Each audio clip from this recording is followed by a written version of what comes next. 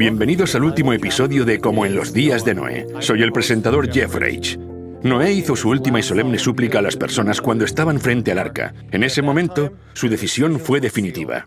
Desde 1844, el mensaje de Noé ha sido repetido por el mensaje de los tres ángeles y continuará extendiéndose a medida que nos acercamos al llamamiento final. No queda mucho tiempo antes de que la crisis de la marca de la bestia estalle en la tierra, y esto hará que todos tengamos que tomar una decisión, la de aceptar o rechazar la invitación a entrar en el arca del pacto eterno. El propósito de esta crisis es probar el carácter de las personas, para que se vea si lo que reina en sus corazones es el egoísmo o el amor altruista a Dios. La crisis no desarrollará la fe de nadie, sino que revelará si existe una confianza duradera en las promesas de Dios. Después de que se hayan dado todas las advertencias y haya terminado la última súplica sincera para que las personas entren en el arca, la puerta de la salvación se cerrará como ocurrió en los días de Noé. Al finalizar el tiempo de gracia, las últimas 7 plagas se derramarán sobre los que rechazaron la misericordia de Dios, y cuando estas plagas terminen, Jesús vendrá otra vez. La segunda venida de Cristo es la culminación de la esperanza de los cristianos, pero pocos saben cómo prepararse. Jesús no volverá esta vez con la débil apariencia humana. Vendrá con el poder y la gloria de Dios como fuego consumidor. El día del Señor llegará como un ladrón en la noche, en la que los cielos pasarán con gran estruendo y los elementos ardiendo serán deshechos, en el cual los cielos encendiéndose serán deshechos. Fuego irá delante de él y abrasará a sus enemigos alrededor. Los montes se derritieron como cera delante de Jehová, delante del Señor de toda la tierra. Los peces del mar, las aves del cielo, las bestias del campo y toda criatura que se arrastra sobre la tierra, y todos los hombres que están sobre la faz de la tierra, temblarán ante mi presencia. Y se desmoronarán los montes y los vallados caerán, y todo muro caerá a tierra, y todas sus ciudades serán asoladas delante de Jehová, delante del ardor de su ira. Será quebrantada del todo la tierra. Enteramente desmenuzada será la tierra, en gran manera será la tierra conmovida. Temblará la tierra como un ebrio, y será removida como una choza. Vendrá nuestro Dios y no callará. Fuego consumirá delante de él, y tempestad poderosa le rodeará. Los montes tiemblan delante de él, y los collados se derriten. La tierra se conmueve en su presencia, y el mundo, y todos los que en él habitan. ¿Cuál es nuestra esperanza? ¿No lo sois vosotros delante de nuestro Señor Jesucristo en su venida? El propósito del mensaje de los tres ángeles es prepararnos para que podamos estar delante de la presencia de Jesús cuando Él regrese, y el mensaje del tercer ángel hace un llamamiento solemne a aquellos que no están preparados. Será atormentado con fuego y azufre delante de los santos ángeles y delante del Cordero. En realidad, es una invitación, no solo a salir de Babilonia, sino que es una invitación a entrar en la presencia de Dios. No se trata solo de evitar el diluvio, sino de entrar en el arca. Dios tendrá un pueblo preparado para que pueda estar en su presencia y que entienda la naturaleza del fuego ardiente. Será así para nosotros, porque cuando entendamos esto, podremos prepararnos para conocerle.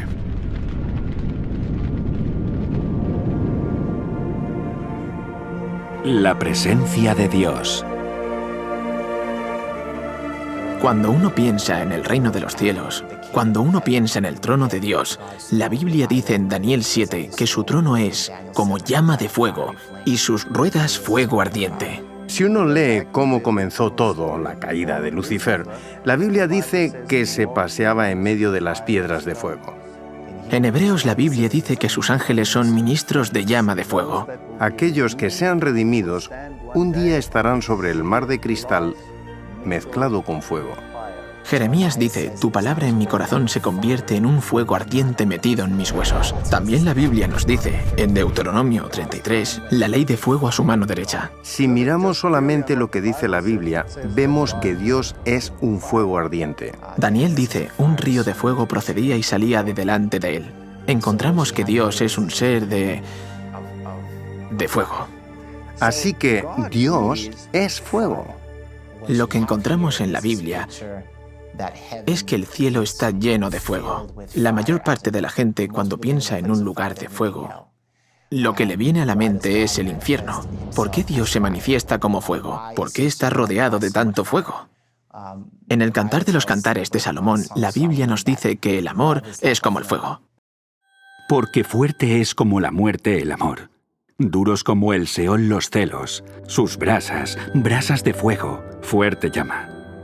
Las muchas aguas no podrán apagar el amor, ni lo ahogarán los ríos. El fuego es un símbolo de amor. Así que no es que Dios quiera asustar a la gente, ni asustarnos a nosotros, sino que se manifiesta como fuego porque en el cielo el fuego es el símbolo del amor. Dios quiere que podamos habitar en su presencia, pero como hemos pecado, ese fuego nos da miedo. El pecado es un material combustible. El pecado no puede existir frente a un Dios santo. Si nos presentamos ante Dios con nuestra condición pecaminosa, seríamos consumidos en un instante. Así que el objetivo final es: ¿cómo puedo conseguir que el hombre vuelva a estar en mi presencia sin que sea destruido, sin que sea consumido?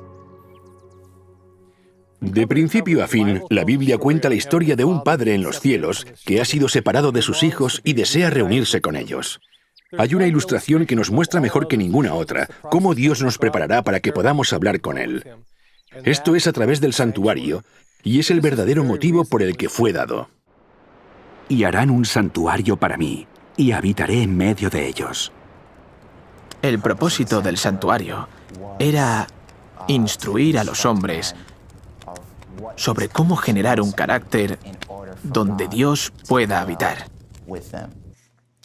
Dios quiere habitar con su pueblo, pero no puede hacerlo mientras se aferre al pecado. Si abandonas tu pecado y lo pones sobre el único que puede eliminar tu pecado, entonces puedes continuar viviendo porque Dios no quiere destruir al ser humano. Él destruye el pecado. Dios no pretende en ningún caso destruirnos, quiere destruir el pecado, no a nosotros. Y el santuario es el plan de Dios y su forma de acabar con el pecado. Él separa el pecado del individuo y puede centrarse en destruir el pecado. Este es el propósito. Cuando el pueblo de Israel fue liberado de la esclavitud de Egipto, aparece el plan del santuario que les conduce a la libertad y les prepara para entrar en la tierra prometida. Moisés ordena al pueblo de Israel que sacrifiquen un cordero. Esto apunta al altar del sacrificio. Después de que el pueblo de Israel sacrificara el cordero, llegaron al Mar Rojo. Pablo nos dice en 1 Corintios 10 que esto representa el bautismo. Esto recuerda a la fuente de agua, la siguiente pieza del santuario. Todos pasaron el mar, y todos en Moisés fueron bautizados en la nube y en el mar. Debemos ser bautizados en su espíritu, debemos ser limpiados. El bautismo es un símbolo de un nuevo nacimiento. Después de que cruzaran el Mar Rojo, Dios hace llover maná del cielo, que nos recuerda a la mesa de los panes de la proposición, la palabra de Dios. Dios ahora les dice: y vosotros me seréis un reino de sacerdotes y gente santa. El candelabro de 7 brazos es un símbolo del pueblo de Dios. También te di por luz de las gentes, para que seas mi salvación hasta los confines de la tierra. En Éxodo 19, Dios instruye a Moisés para que le diga al pueblo de Israel que deben tener 3 días de preparación. Tenían que estar orando, suplicando, preparando sus corazones, lo que nos recuerda al altar del incienso, la oración. En Éxodo 20, Dios desciende y les da los 10 mandamientos. Así que ahora tenemos que la ley de Dios ha sido dada y tenemos su presencia. Podríamos decir que el pueblo de Israel, en esencia, está contemplando el lugar santísimo. Por eso vemos cierta semejanza entre el santuario y la salida del pueblo de Israel de la esclavitud a la presencia de Dios. Incluso queda representado en cómo el pueblo de Israel pasa de la esclavitud a la presencia de Dios. La tierra tembló. También destilaron los cielos ante la presencia de Dios. Aquel Sinaí tembló en la presencia de Dios, del Dios de Israel. La última petición de Jesús a su Padre fue la de morar con los que le aman para que puedan experimentar la completa revelación de su amor sin ser consumidos por él. Las 2 promesas del pacto eterno hablan de la promesa de Dios de mostrar misericordia al hombre y santificarlo, y así la oración de Cristo tiene su respuesta. Es maravilloso, aunque no sorprendente, que encontremos que los símbolos de estas dos promesas se manifiesten mediante gloria de Dios, en el lugar santísimo. Porque el Hijo del Hombre vendrá en la gloria de su Padre con sus ángeles. Los profetas en visión contemplaron la llegada de Cristo y quedaron asombrados. Isaías dijo, ¿quién de nosotros habitará con el fuego consumidor? ¿Quién de nosotros podrá habitar con las llamas eternas? Entonces Isaías respondió a su propia pregunta y dijo, el que camina en justicia.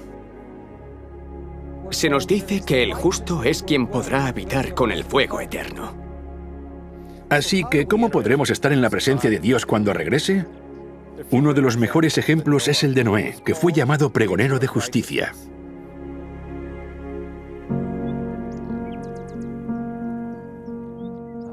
La idea de entrar en la presencia de Dios se encuentra en la historia de Noé, porque Noé y su familia entraron en la presencia de Dios cuando por fe entraron en el arca. Y el Señor dijo a Noé, ven tú y toda tu familia al arca. Cuando Dios dijo, ven, era una invitación para que Noé fuera al mismo lugar donde Dios se encontraba. Según este versículo, Dios estaba en el arca. Dios estaba invitando a Noé a que entrase en su presencia. Esta es la esencia del pacto. Es un acuerdo. Es como un matrimonio. Tú y yo vamos a vivir juntos. Y esto, en nuestros días, es lo mismo que el pacto. Es Dios queriendo que estemos en su presencia. La razón por la que Noé pudo entrar en la presencia de Dios aparece en el mismo versículo. Porque a ti he visto justo delante de mí en esta generación. Noé era justo, él construyó el arca. Antes no había conocido la lluvia, tuvo que actuar en base a su fe. Y esa es posiblemente la única característica que explica por qué Noé era diferente del resto del mundo. Por la fe, Noé, cuando fue advertido por Dios acerca de cosas que aún no se veían, con temor, preparó el arca en que su casa se salvase, y por esa fe condenó al mundo, y fue hecho heredero de la justicia que viene por la fe. ¿Cómo se convirtió Noé en heredero de la justicia? Leemos en este versículo que fue porque preparó un arca.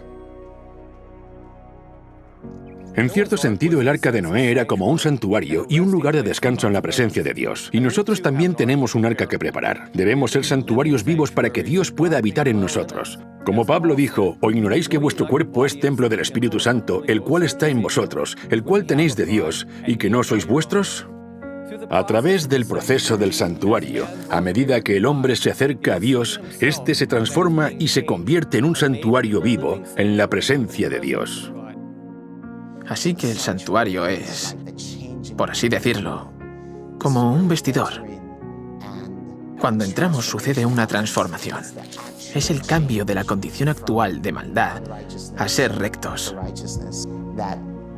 Y esto nos permite finalmente estar ante la presencia de Dios cara a cara. Dios le dio a Noé el plan para salvarlo. Y Noé cooperó con el plan de Dios al preparar el arca. De la misma forma, Dios nos ha dado el plan del santuario y debemos cooperar con el plan de Dios para nuestra salvación, preparando un lugar donde podamos habitar en su presencia conforme recorremos el camino del santuario. Porque vosotros sois el templo del Dios viviente. Como Dios dijo, habitaré y andaré entre ellos y seré su Dios y ellos serán mi pueblo. Dios llenó el tabernáculo y lo santificó en el momento en el que todas las piezas del santuario se habían colocado en su lugar dentro del tabernáculo del Antiguo Testamento. En definitiva, lo que Dios está intentando hacer es colocar todas esas piezas del santuario en nosotros. Esto significa que el altar del sacrificio implica vivir una vida de sacrificio. El lavacro significa tener una vida de pureza. También tener una vida basada en la palabra de Dios. Tener el candelabro de 7 brazos es dejar que nuestra luz brille. Estamos intercediendo, estamos orando, estamos en comunión con Dios y guardando su ley. Así que cuando Dios tenga un pueblo que tenga todas las piezas del santuario en orden y en funcionamiento, Jesús volverá a vivir dentro de esos santuarios, tanto en el sentido espiritual como en el sentido más literal. Su presencia nos santificará cuando seguimos su plan para nuestra santificación.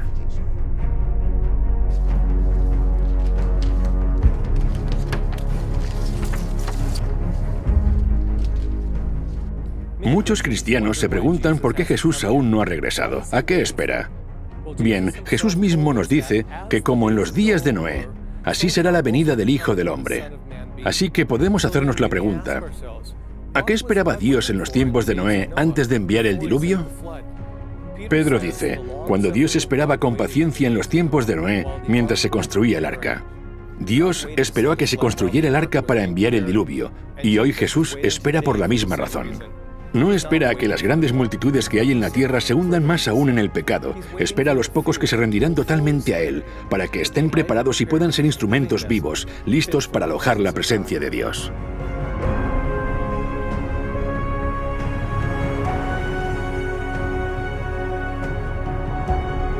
¡Necesitamos estar limpios! El mensaje del tercer ángel tiene el propósito de preparar un pueblo listo para estar delante de Dios. Es una advertencia sobre la adoración a la bestia y a su imagen, y sobre recibir su marca. Pero el propósito de este conflicto final es principalmente el de prepararnos, para que podamos estar en la presencia de los ángeles santos y en presencia del Cordero. Este mensaje nos guía al lugar santísimo ante la presencia del Cordero.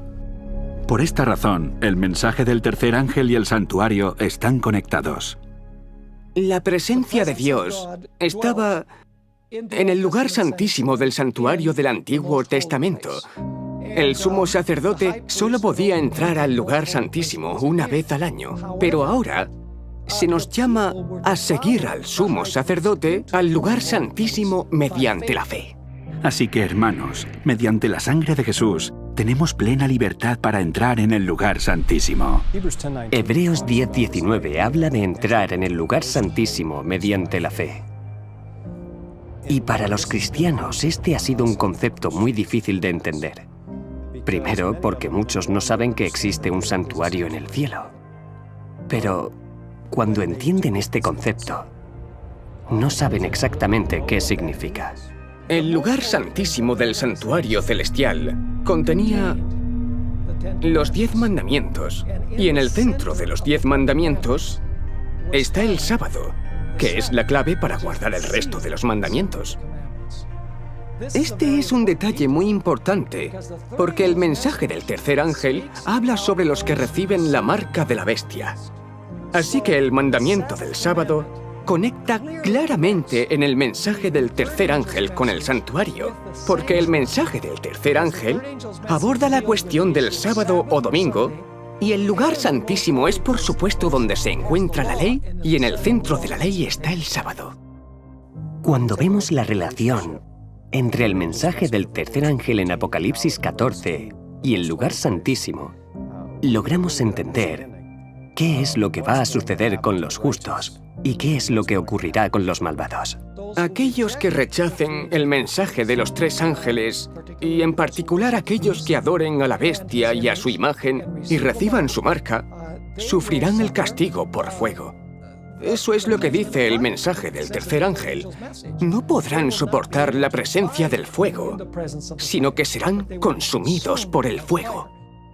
Y será atormentado con fuego y azufre, en presencia de los santos ángeles y en presencia del Cordero. Pablo hace una advertencia acerca del mensaje del tercer ángel en 2 de Tesalonicenses. Y a vosotros que sois atribulados, daros reposo con nosotros, cuando se manifieste el Señor Jesús desde el cielo, con los ángeles de su poder, en llama de fuego, para dar retribución a los que no conocieron a Dios, ni obedecen al Evangelio de nuestro Señor Jesucristo, los cuales sufrirán pena de eterna perdición, excluidos de la presencia del Señor y de la gloria de su poder. En este versículo, la declaración afirmativa que nos muestra cómo prepararnos para el momento cuando el Señor Jesús sea revelado, aparece en la orden, daros reposo con nosotros.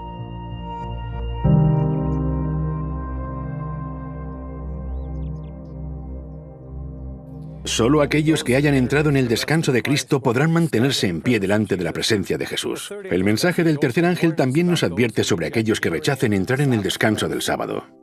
Y no tienen reposo de día ni de noche los que adoran a la bestia y a su imagen, ni nadie que reciba la marca de su nombre. El mensaje del tercer ángel es de hecho una advertencia a la gente para que no reciba la marca de la bestia, que no observen el falso día de adoración, sino que guarden el sábado, que es el sello de Dios, en honor del gran Creador y en honor del Redentor. Cuando el ángel vuela, está señalando al santuario de los cielos. ¿Por qué? Porque ¿cómo evitamos la marca de la bestia? Entrando por la fe en el lugar santísimo. En Salmos 91, David escribe acerca de los que han entrado al lugar santísimo cuando dice: No te sobrevendrá mal, ni plaga tocará tu morada. Pues a sus ángeles mandará cerca de ti, que te guarden en todos tus caminos. Cuando las últimas 7 plagas hayan caído, aquellos que hayan entrado en el lugar santo mediante la fe no recibirán las plagas y serán protegidos por ángeles santos. ¿Por qué? Porque David dice en el versículo 1, «El que habita al abrigo del Altísimo morará a la sombra del Omnipotente». La Biblia también revela la ubicación de este lugar secreto. Porque en el día de la aflicción, Él me resguardará en su morada, al amparo de su tabernáculo me esconderá. Es en el tabernáculo o santuario donde Dios tiene un refugio para su pueblo. ¿Y dónde está ese lugar secreto en el santuario? De nuevo David escribe esto: En el secreto de tu presencia los esconderás. El lugar secreto es una referencia al lugar santísimo, en el santuario de Dios, que es donde habita la presencia de Dios. Aquellos que han entrado por fe al lugar santísimo y se someten a su ley, se someten a su voluntad, son los que entran en el refugio del Altísimo.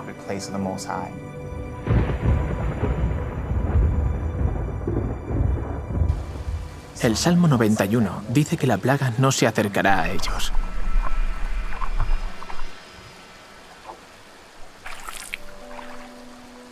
Así que es muy significativo ver que en el tiempo del fin, cuando ocurran estas plagas, los que escapen de ellas son aquellos que habiten en el lugar secreto. Aquellos que por la fe hayan entrado al lugar santísimo, que acepten la ley de Dios, que acepten su sábado. Es así como podrán habitar en su presencia.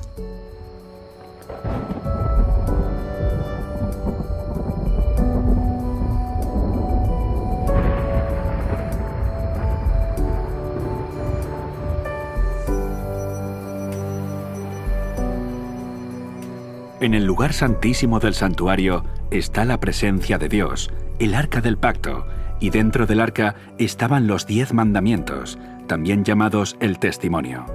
En los días de Noé, el trono estaba representado simbólicamente en la tierra. Dentro del arca estaba la presencia de Dios, estaba el arca en sí misma, y dentro del arca estaban los testimonios vivos, en cuyos corazones y mentes había sido escrita la ley de Dios. Habían entrado en el arca, en la presencia de Dios, que nos recuerda al lugar santísimo, y en sentido espiritual habían aceptado el pacto. Esta escena no es sino una representación simbólica de ese día final, cuando aquellos que hayan aceptado el pacto eterno estén delante de la presencia de Cristo cuando Él regrese. Dios quería decir al hombre: mira, esto es lo que quiero para ti. Quiero que puedas estar en mi presencia sin que seas destruido. Igual que Sadrach, Mesach y Abednego. Veamos lo que ocurrió. Les dicen que cuando la música pare, tienen que inclinarse ante la imagen. Se niegan a hacerlo y entonces son llevados ante el rey. El rey les da otra oportunidad y les dice: si no lo hacéis, os arrojaré a un horno de fuego incandescente. Y por supuesto, no lo hicieron. Calentó el horno 7 veces más fuerte de lo que ya estaba y los arrojó dentro. Pero no les destruyó porque la presencia de Dios estaba allí con ellos. Pero el mismo fuego sí que destruyó a aquellos que los arrojaron dentro del horno de fuego. Fue porque no estaban preparados para estar delante de la presencia de Dios, mientras que no afectó en nada a Sadrach, Mesach y Abednego. ¿Por qué no ardieron estos 3 jóvenes? La respuesta es sencilla. No había rastro de pecado en ellos. Estaban tan unidos a Cristo que Él estaba con ellos en el fuego. Su carácter estaba tan pulido que estaban limpios. delante del Hijo de Dios. Aquellos que han aceptado a Jesús como Salvador y que han permitido que la gracia de Dios limpie sus vidas de pecado, no serán consumidos por el fuego. Como habían obedecido a Dios, fueron protegidos y purificados por Cristo. Podían estar entre llamas y resultar ilesos. Y por otro lado, aquellos que los arrojaron al fuego fueron destruidos por el mismo fuego sin que ni siquiera estuvieran dentro del horno. Los que son justos serán arropados por la justicia de Cristo. No habrá nada en ellos que pueda arder. Y por lo tanto, podrán permanecer en la presencia del Señor, mientras que a los malvados, el mismo pecado que albergan los destruirá. Nuestro Dios es un fuego ardiente y ahora debemos permitir que Cristo y su Espíritu nos purifique y santifique para que podamos soportar su llegada.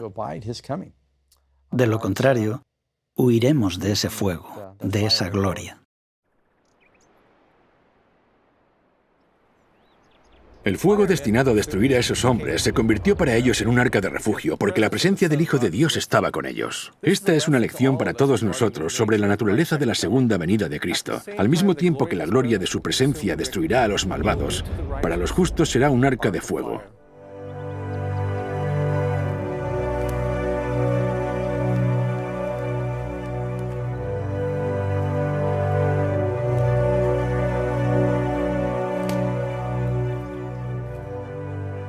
Como se derrite la cera delante del fuego, así perecerán los impíos delante de Dios.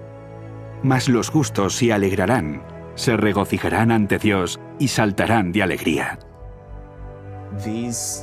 El mensaje de los 3 ángeles nos señala la importancia de ser rectos, de tener a Dios dentro de nosotros.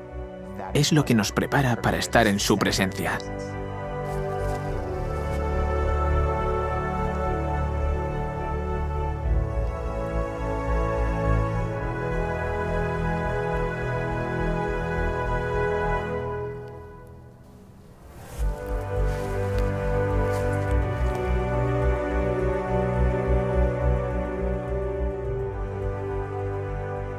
La misión que Jesús vino a cumplir en la tierra se revela en su última oración. Padre, aquellos que me has dado, quiero que donde yo estoy, también ellos estén conmigo, para que vean la gloria que me has dado. La última petición de Jesús a su Padre fue la de habitar con aquellos que le aman, para que puedan experimentar la completa revelación de su amor sin ser consumidos por él. Las 2 promesas del pacto eterno cumplen este propósito. Declaran la promesa de Dios de mostrar clemencia al hombre y santificarlo para que la oración de Cristo reciba respuesta. Es maravilloso, aunque no sorprendente, que encontremos que los símbolos de estas 2 promesas se manifiestan en el lugar santísimo mediante la gloria de Dios. El sábado es la señal de la promesa de Dios de santificar al hombre, para que pueda habitar en la presencia y la gloria de Dios. En su presencia, el verdadero significado del descanso del sábado será plenamente comprendido. Sin nada que separe al hombre de Dios, encontrará reposo por la eternidad.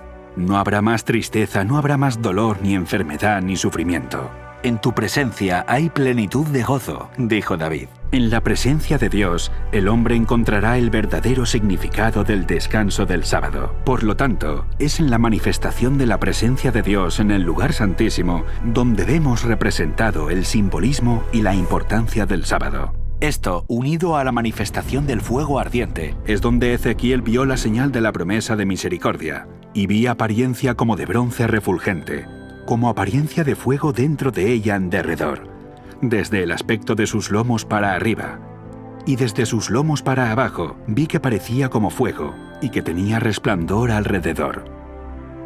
Entonces Ezequiel describe en detalle este resplandor que rodea la presencia de Dios. Como parece el arco iris que está en las nubes el día que llueve, así era el parecer del resplandor alrededor. Esta fue la visión de la semejanza de la gloria del Señor.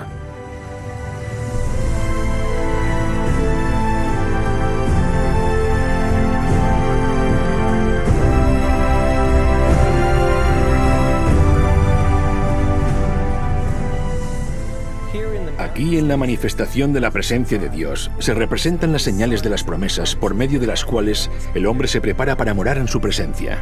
El sábado, dado por Dios para ser un pacto perpetuo o eterno, es una señal de la promesa de Dios de santificar al hombre para que pueda estar en su presencia. Y el arco iris dado a Noé es un símbolo de la promesa del pacto eterno de misericordia para el perdón de los pecados. Sendas promesas son garantizadas por la vida y muerte de Jesús. Él vivió una vida sin pecado para que nosotros podamos ser santificados por los méritos de su justicia. Él murió en nuestro lugar por los pecados que hemos cometido para que podamos recibir su misericordia. En estos dos símbolos está representada la importancia del Evangelio y el pacto eterno. Todo para que el Señor, separado de sus hijos por culpa del pecado, pueda de nuevo reunirse con ellos cuando regrese. Y a aquel que es poderoso para guardarlos sin caída y para presentarlos sin mancha delante de su gloria con gran alegría, al único y sabio Dios, nuestro Salvador. Sea gloria y majestad, imperio y potencia, ahora y por todos los siglos. Amén. El llamado era a entrar en el arca. En realidad era una invitación para que las personas entraran dentro de la seguridad del arca, que es el lugar secreto del Altísimo, el lugar santísimo del santuario. Esa es la invitación que ha estado anunciándose desde 1844.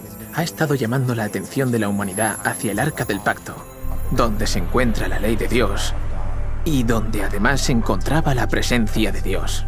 Es como si este mensaje invitase a la humanidad a entrar al lugar secreto del Altísimo, donde hay seguridad. En esta ocasión no será el diluvio de la destrucción lo que caiga sobre los malvados, sino el fuego. Nuestro mensaje es el mismo: entrad al arca. Pero no al arca que construyó Noé, sino al arca que Moisés colocó en el lugar santísimo. En realidad, el lugar secreto es la presencia de Dios.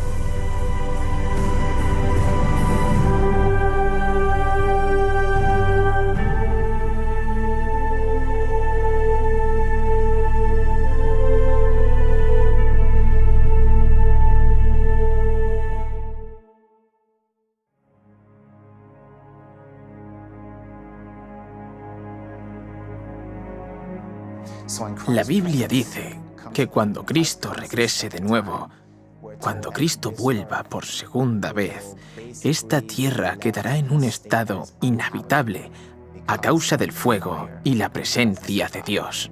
Tras la séptima y última plaga, Jesús regresará. Su presencia hará temblar la tierra, provocando una cadena de reacciones volcánicas alrededor del mundo. Y a tu presencia se escurriesen los montes, como fuego abrasador de fundiciones, fuego que hace hervir las aguas. La Biblia dice que en el juicio final caerá fuego del cielo y que el fuego también saldrá de la tierra. Todo lo que va a provocar la destrucción, los depósitos de fuego y granizo, están en la corteza de la tierra. En los días del diluvio, ciudades, personas, animales y bosques inmensos fueron sepultados y después se han convertido en carbón y petróleo. Estos elementos que están bajo la superficie de la Tierra son altamente inflamables. Cuando las rocas se calientan, si entran en contacto con el agua, el calor intenso provoca terremotos, volcanes y grandes grietas en la corteza terrestre. Esto hará que el mundo prediluviano, que fue sepultado por el agua en las profundidades de la tierra, salga a la luz y se emplee en la destrucción del mundo por el fuego. Imaginemos el monte Santa Elena, multiplicado por 100, por 1000. Sabemos que ahora mismo están teniendo lugar erupciones volcánicas masivas. En la destrucción final habrá catástrofes a una escala que no nos podemos imaginar.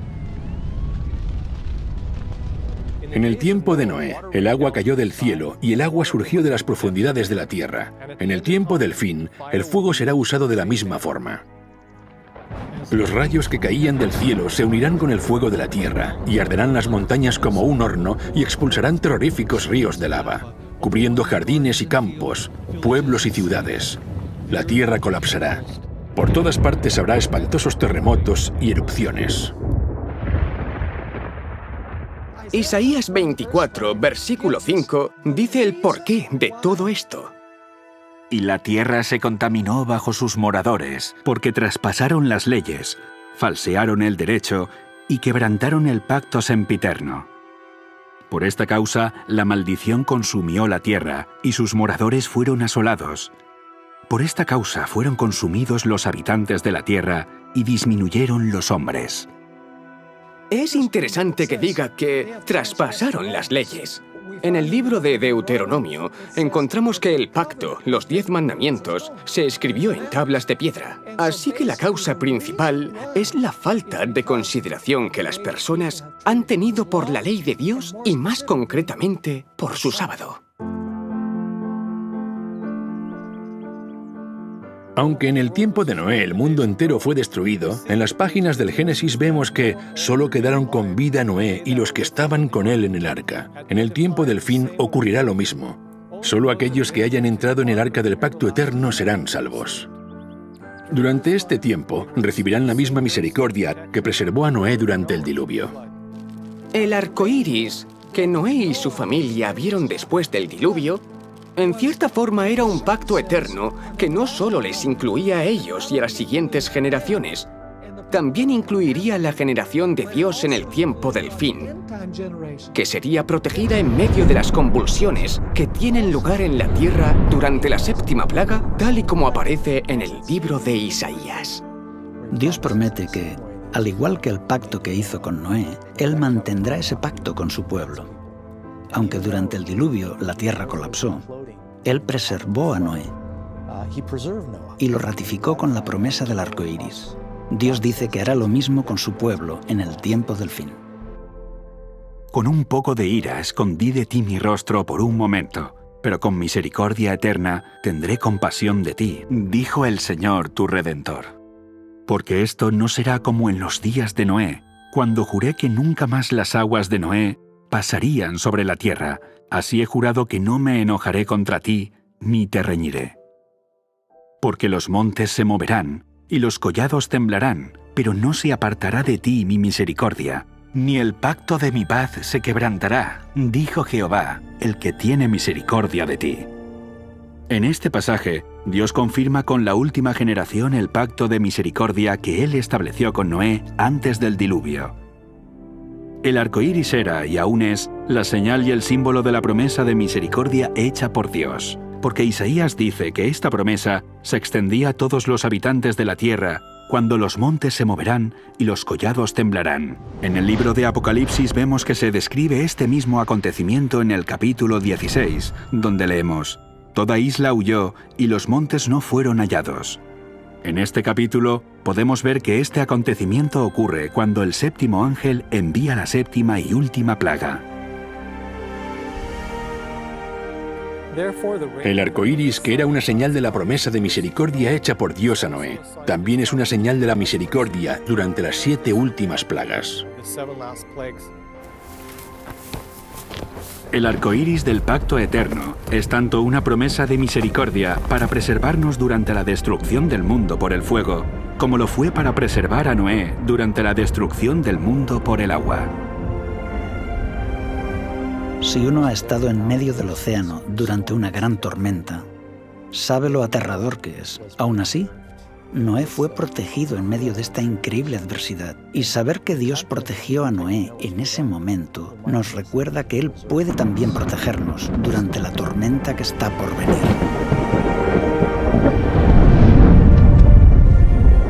Incluso cuando caiga la 7ª plaga y el mar se trague las montañas, Él dice: «Durante ese tiempo mantendré mi promesa de protegerte». Dios es nuestro amparo y fortaleza, nuestro pronto auxilio en las tribulaciones. Por tanto, no temeremos aunque la tierra sea removida y se traspasen los montes al corazón del mar. Aunque bramen y se turben sus aguas, y tiemblen los montes a causa de su braveza.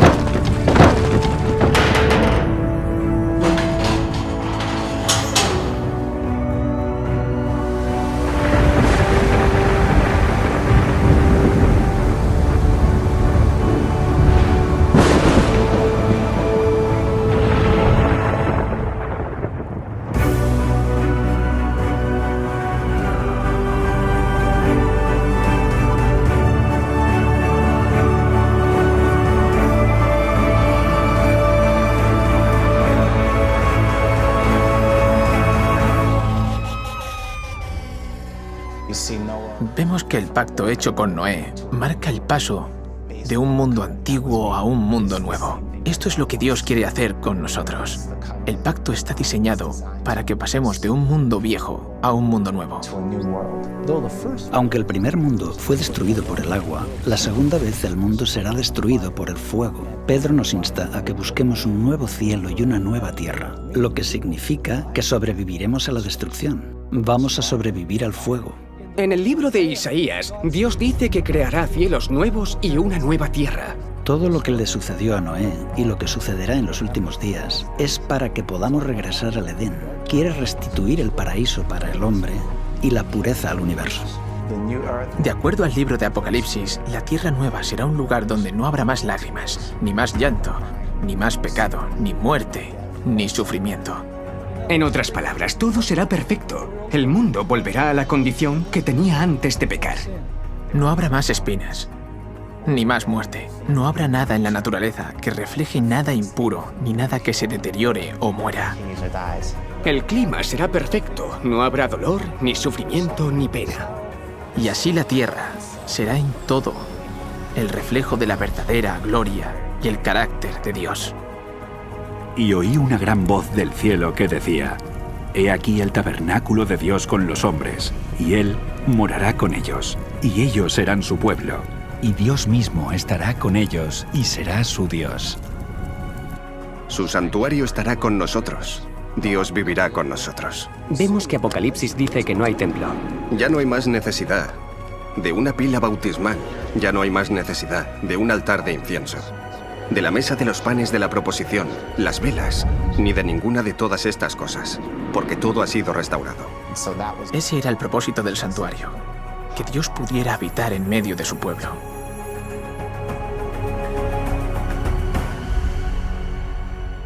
No hay necesidad de templo porque Dios es el templo, habita con el hombre. Ahora el santuario está completo, gracias a Dios, gracias a Cristo. Y nosotros, su pueblo, nosotros los que elegimos estar ahí, reinaremos con Él para siempre. Dios desea hacer de este lugar una nueva tierra, y lo hará.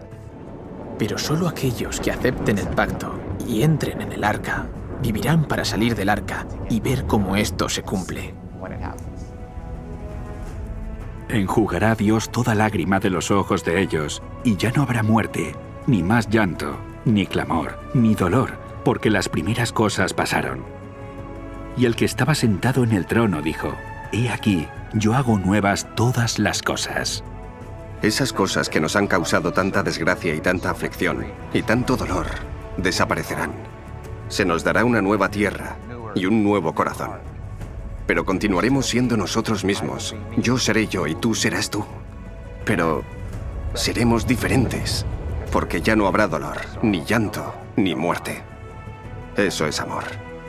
Ese es el amor más grande.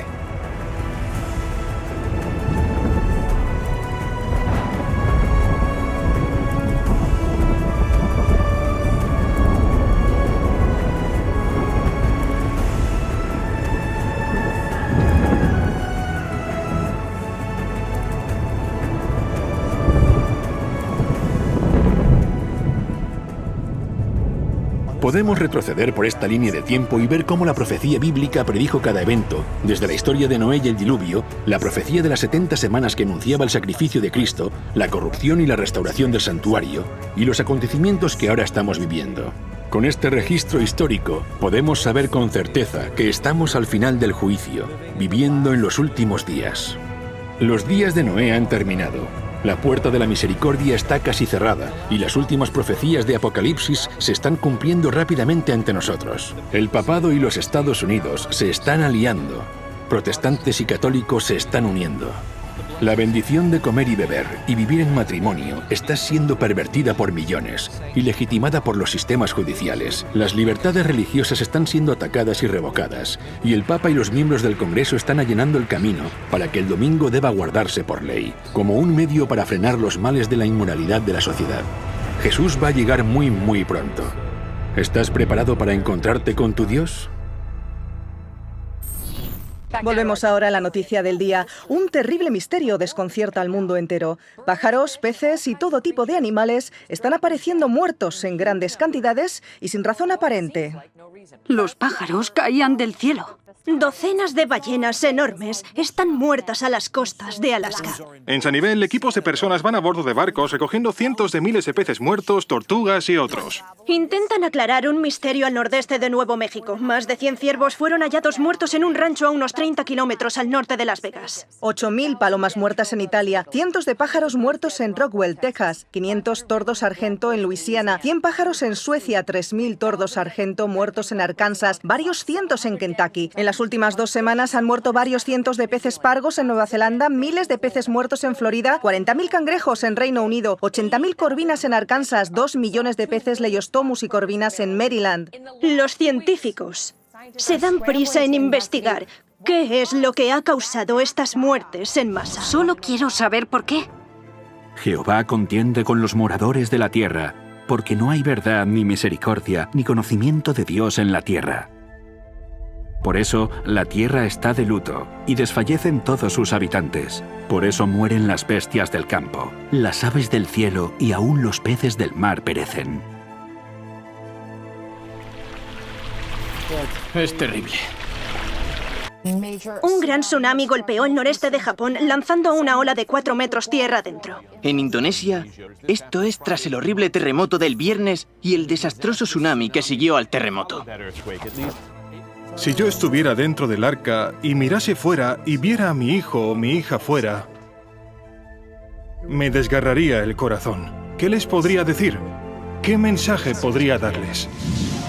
Entonces habrá señales en el sol, en la luna y en las estrellas, y en la tierra angustia de las gentes, confundidas a causa del bramido del mar y de las olas. Costa del Pacífico de Japón. El tsunami, ese enorme tsunami, puede verse golpeando la provincia de Miyagi en el norte de Japón y la ciudad de Sendai. Esta es una de las temporadas de huracanes más devastadoras de la historia.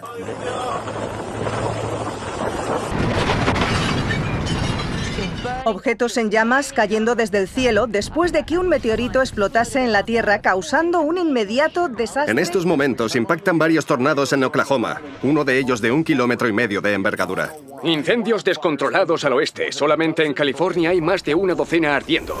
Probablemente habrá gran agitación financiera en el mundo, desastres naturales y mucho miedo. La gente acudirá a las iglesias. La amenaza existencial de nuestra era, la crisis climática. Una crisis que se hace evidente en los desastres naturales de proporciones épicas. La crisis ecológica es en esencia un problema espiritual. La encíclica Laudato Si es el documento papal más importante sobre el medio ambiente que ha existido nunca. Consume menos, compra menos. Tenemos que reflexionar sobre nuestro estilo de vida. Creo que es importante el hecho de que esté hablando de este tema con empresarios del petróleo de BP y otras compañías. Se reclama una nueva moralidad medioambiental. La encíclica se basa en una sencilla premisa. ¿Qué tipo de mundo queremos dejar a nuestros hijos? Recientemente ha concluido que el calentamiento global es un problema moral. Ante un problema frente al que los activistas encuentran indiferencia, en el que se duda de los científicos y se ignoran los organismos internacionales, al menos el Papa desde el Vaticano está consiguiendo llamar la atención, como si se tratara de una estrella del rock. He quedado muy impresionado por el Papa Francisco. Debemos introducir principios morales en nuestra economía.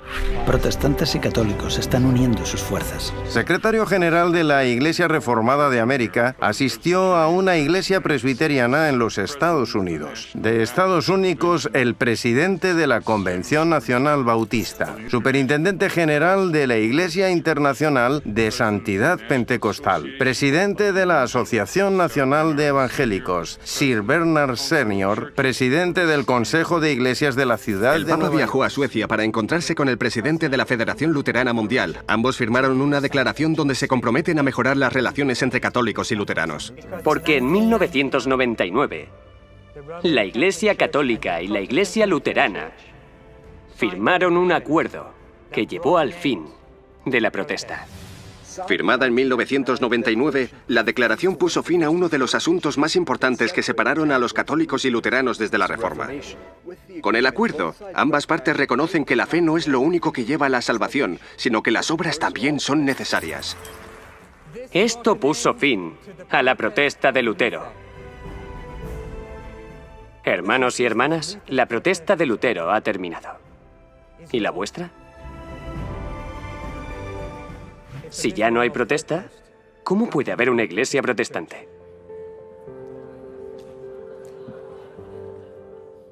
Tal vez ahora todos seamos de nuevo católicos. Una de las cosas que Dios ha puesto en nuestro corazón es que dejemos nuestras diferencias a un lado y que nos unamos.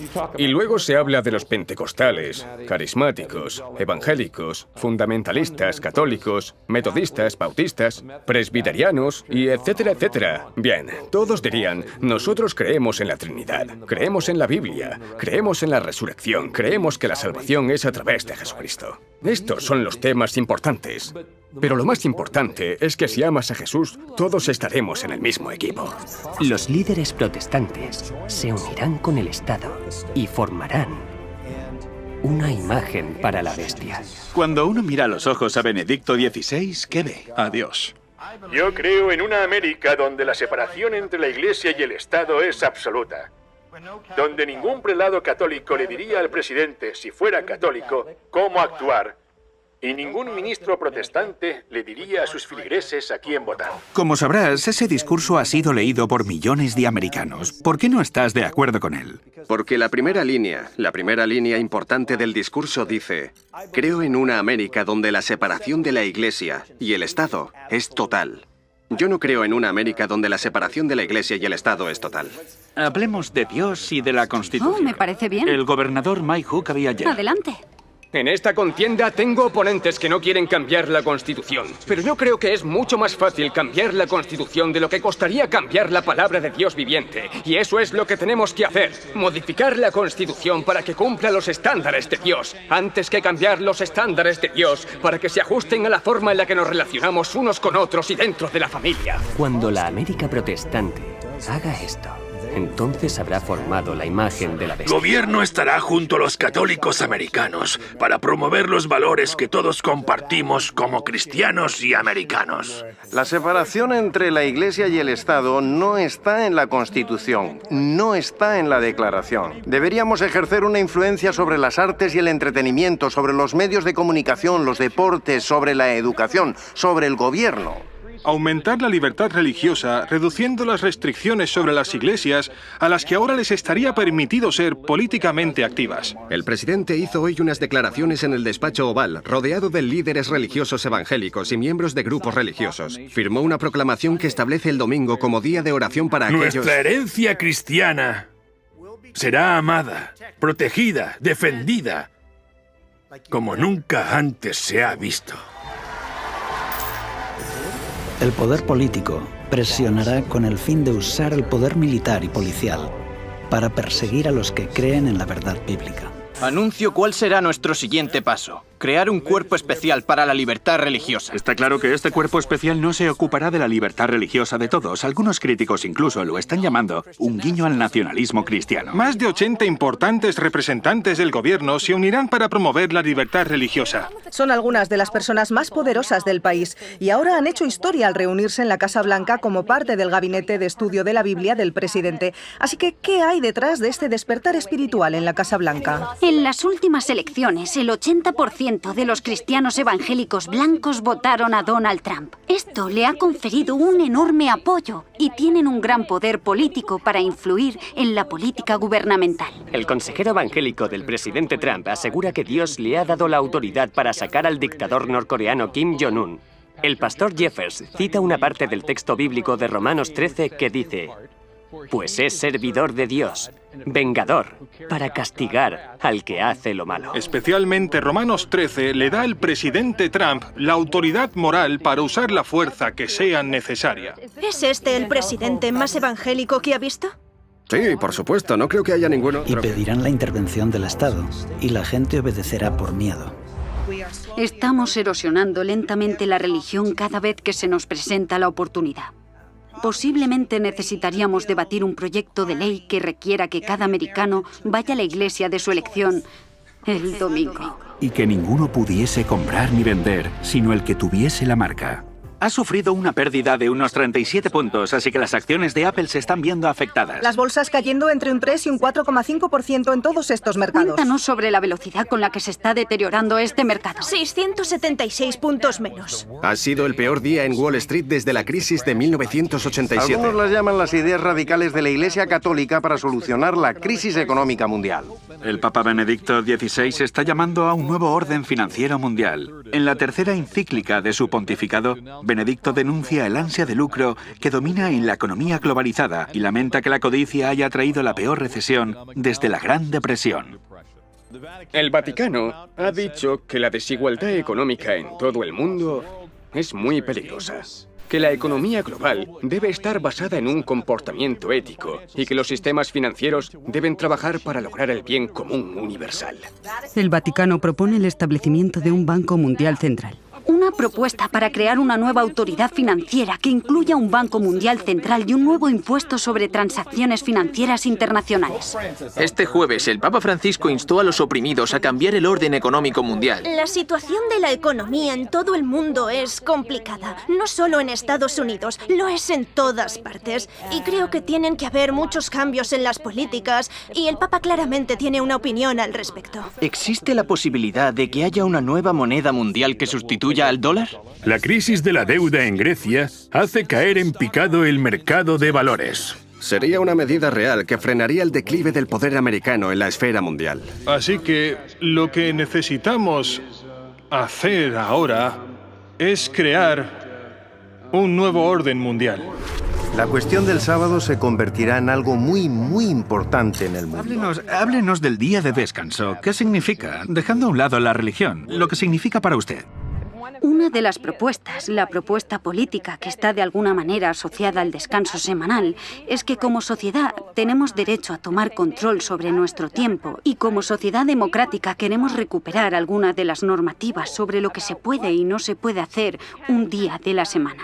Y tal vez queramos empezar pensando en formas de animar a la gente a que no trabaje durante ese día. La Iglesia Adventista es una denominación cristiana y una de las cosas en las que creemos es en la observancia del sábado. Así que desde pequeño fui educado para guardar el sábado. Comienza la puesta del sol del viernes hasta la puesta del sol del sábado, tal y como se menciona en los 10 mandamientos. Acuérdate del día de reposo para santificarlo. Debo confesar que en mi primer encuentro con Devon he aprendido algo. Todos estos años pensé que el día de descanso era el domingo. Cuando voy a la iglesia y decimos, guarda el día de descanso, guarda el día de descanso en la iglesia bautista, tú me has corregido y me has dicho, no, el domingo es el primer día de la semana. El día de descanso, Sabbat, es el viernes al anochecer, al sábado al anochecer. Así es. Corrígeme si me equivoco. El día de descanso es el sábado porque en 6 días Dios creó el mundo y en el séptimo día descansó.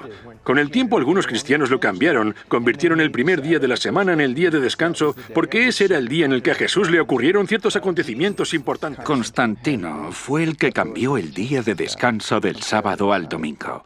En ninguna parte de la Biblia encontramos evidencias de que nadie, excepto Dios, puede hacer ese cambio. ¿La verdadera libertad es trabajar el domingo? Lo que dice es que trabajar el domingo, el duro trabajo que la gente hace durante el fin de semana, tiene un impacto negativo en sus vidas. La ley dominical. La Biblia dice que este tipo de leyes se aprobarán. Se las llama las leyes azules. Son un indicador de que se acerca el fin del tiempo de gracia. Está muy cerca. Aún hay estados que conservan leyes azules en su legislación. Son las leyes que restringen lo que se puede comprar el domingo. Está basado en un concepto cristiano traído a este país hace siglos, en la época colonial. Y aquel que no cumpla estas leyes civiles, que están instigadas por la Iglesia, será perseguido. En Estados Unidos, los líderes religiosos presionarán fuertemente para implantar una ley dominical nacional. Y esto con el tiempo llevará a una ley del domingo en todo el mundo. La Directiva del Tiempo de Trabajo de la Unión Europea dice que el domingo debería ser un día semanal de descanso para los trabajadores europeos. No se trata necesariamente de algo religioso. Al menos ya no lo es. ¿El domingo debería ser un día de descanso? Si como país y como individuos decimos que nuestras relaciones dentro de la comunidad son en realidad lo más importante para nosotros, creo que tenemos que descansar un día a la semana. para dar prioridad a las relaciones. A finales de este año, el nuevo gobierno italiano prohibirá que los domingos se realicen compras en los grandes centros comerciales. La razón es que el gobierno italiano teme que las compras durante el fin de semana estén destruyendo las tradiciones familiares. La prohibición de trabajar los domingos. Eso es. Y este domingo varias tiendas de productos de hogar decidieron desafiar la prohibición. Y esto ha causado bastante revuelo y continúa siendo el foco de atención aquí hoy. Echemos un vistazo a Liberación, que habla del domingo sagrado. Es probable que el ritmo de consumo esté distorsionando el hecho de que el domingo es el momento especial para celebrar el Día del Señor y de la comunidad. Nuestra instrucción sobre la Eucaristía se centra hoy en la importancia de la misa del domingo. Como cristianos, celebramos la Eucaristía para encontrar al Señor, escuchar su palabra, comer en su mesa y a través de su gracia poder cumplir nuestra misión en este mundo como miembros de su cuerpo místico, la Iglesia. Al ser el día de la resurrección y del derramamiento del Espíritu Santo en el Pentecostés, el domingo es el día sagrado por excelencia para los cristianos. ¿Cómo podríamos pasar este día sin reunirnos con el Señor? Tristemente, en muchas sociedades secularizadas hemos perdido el significado del domingo. El Segundo Concilio Vaticano nos pidió que celebrásemos el Día del Señor como un día de alegría y descanso del trabajo servil. Se trata de una señal de nuestra dignidad como pueblo de Dios. El propósito es que cada domingo sea un anticipo de la dicha eterna y del reposo al que estamos llamados y que compartimos incluso ahora en la Sagrada Comunión. En realidad, vamos a misa no para darle algo a Dios, sino para recibir de Él la gracia y la fuerza para seguir creyendo en su palabra. El mensaje del tercer ángel habla de reconciliarnos con Cristo, para que así evitemos el castigo de los malvados. Esta es la razón por la que Juan en Apocalipsis 14:12 termina diciendo: aquí está la paciencia de los santos, los que guardan ¿qué? Los que guardan los mandamientos de Dios y la fe de Jesús.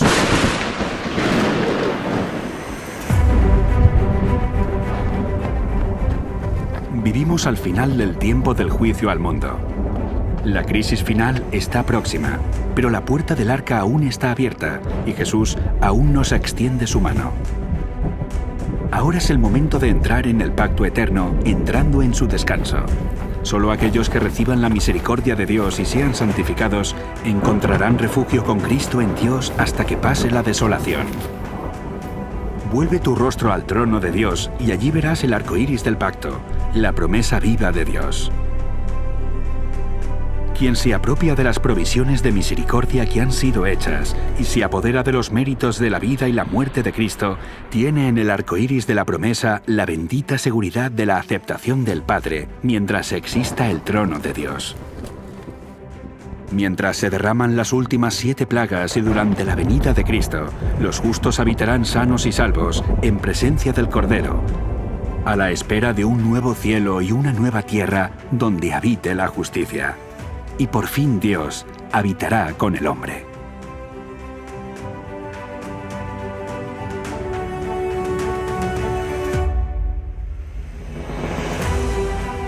Los días de Noé hacen referencia al momento en que comenzó a proclamarse el mensaje de advertencia sobre el juicio que estaba por venir. En el tiempo del fin, el mensaje del primer ángel anuncia: la hora de su juicio ha llegado.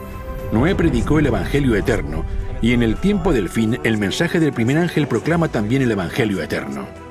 Noé tenía un mensaje para el mundo, y el mensaje de los 3 ángeles en el tiempo del fin está también dirigido a todos los que habitan en la tierra, a toda nación, tribu, lengua y pueblo.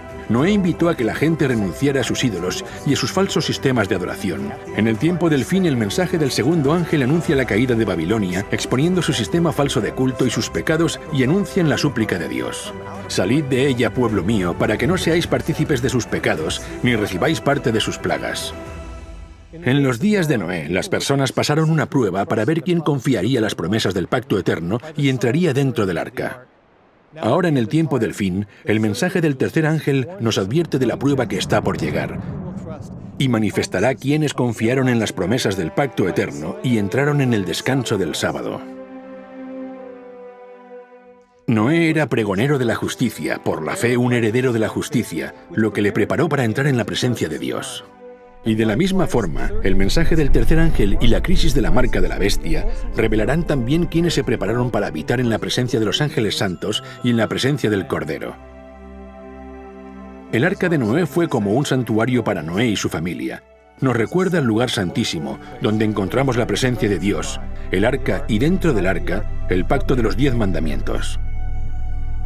Es ahora cuando podemos ver el significado más profundo de esta antigua historia y cómo es una lección que nos enseña a entrar en el lugar santísimo del santuario de los cielos a través de la fe y la sangre de Jesús. También nosotros debemos estar preparados para descansar en presencia de Dios, sanos y salvos dentro del arca del pacto. Dios dijo a Noé: «Mas estableceré mi pacto contigo y entrarás en el arca». Con estas palabras, Dios invitó a Noé a entrar en su presencia. Una imagen de la última invitación de Jesús al hombre para que entre en la gloria de su presencia en su segunda venida. Las lágrimas de Noé y sus últimas súplicas a los hombres presagiaron las lágrimas de Jesús en su última y angustiosa súplica dirigida a nosotros mediante el mensaje de estos 3 ángeles. Nos dice lo mismo que a Noé: entra en el arca. Así que ahora el capitán de nuestra salvación nos está invitando a entrar en el último arca con estas palabras: Inclinad vuestro oído y venid a mí. Oíd y vivirá vuestra alma, y haré con vosotros pacto eterno. Ya no habrá más pecado ni pecadores. Todo el universo quedará limpio. Toda la creación late al unísono en armonía y gozo. De aquel que todo lo creó manan vida, luz y contentamiento por toda la extensión del espacio infinito.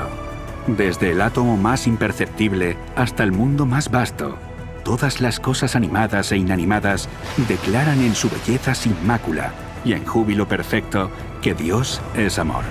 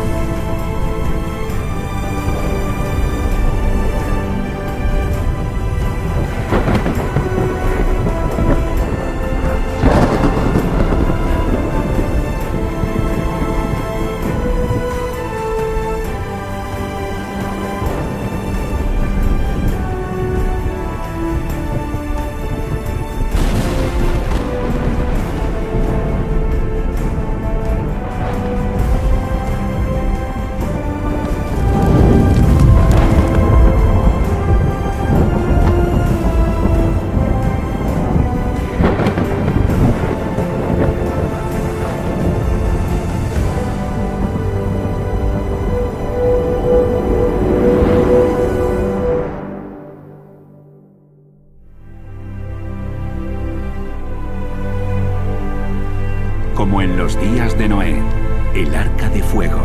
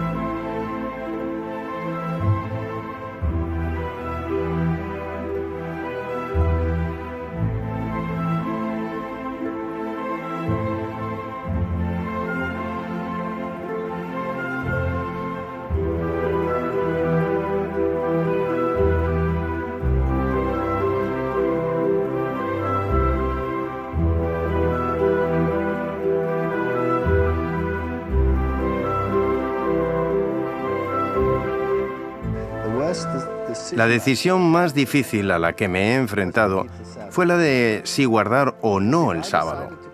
Porque si decidía guardar el sábado, eso significaba que tenía que abandonar toda mi filosofía del mundo.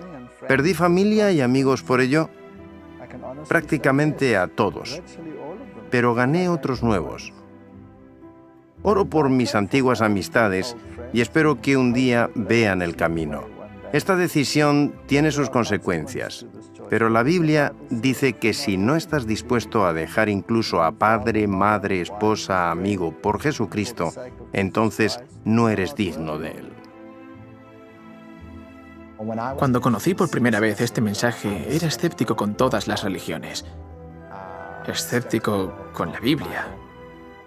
La veía como un libro que tan solo había sido escrito por hombres. Y cuando conocí el mensaje profético, no pude encontrar ningún error. Y me atemorizaba, porque pensaba que no podía existir nada que fuera la verdad absoluta. Me aterrorizaba, porque sabía que si esto era cierto, necesitaría hacer cambios en mi vida. En ese momento, yo era un artista de hip hop. Me iba de gira, tenía un contrato para sacar 8 álbumes. No podía imaginar una vida mejor. Así que al enfrentarme cara a cara con el mensaje de los 3 ángeles, tuve que tomar una decisión. El primer ángel dice, esta es la verdad. El segundo ángel dice, este es el error. Y el tercer ángel dice, elige. Y yo vi la verdad. La comprendí. Vi el error. Lo comprendí. Y dije, bien, debo tomar una decisión. No tengo otra opción. Di marcha atrás. Rechacé un contrato de $1 millón y dije, Señor, estoy preparado.